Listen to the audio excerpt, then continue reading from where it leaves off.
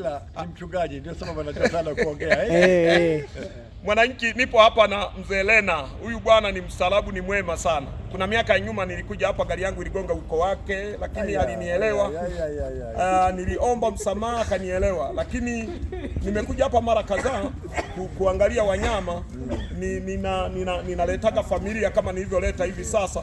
Nimemkuta leo, nimetaka nisalimiane naye kama unavyomwona, na natarajia kuleta hapa watu wengi zaidi wa shirika, kwa kuwa mimi ni mchungaji. Na kubariki sana mzee Lena. Wasikutoze tena kuingilio bwana. Wasinitoze. Asante. Nitashukuru. Karibu sana. Asante. Nimefurahi kuona. Hata mimi. Mungu akupe maisha marefu. Wewe amenipa bwana. Yes. Nimemaliza miaka 80 sasa, sio 80. Oh, mimi niko 60 tu. Alafu nazeeka mwe. Huko nyuma tu bado. Niko nyuma. Lakini kidogo tu. Nitaleta wengine. Siku nikija nitawaambia hapo wasinitoze mimi, heri wawatoze wengine wale niliokuja nao. Lakini mimi niingie free. Lazima. Asante.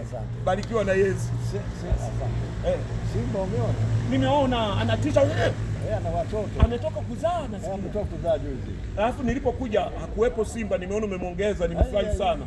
Majuzi tulikuwa na Simba amezaa watatu. Majuzi tena amezaa wanne. Yes. Wamekuwa wako Dar es Salaam wale. Amezaa tena tayari watatu. Una akili sana. Unajua kutumia rasilimali na unatufundisha. Asante. Karibu sana. Asante. Nimefurahi kuona. Asante.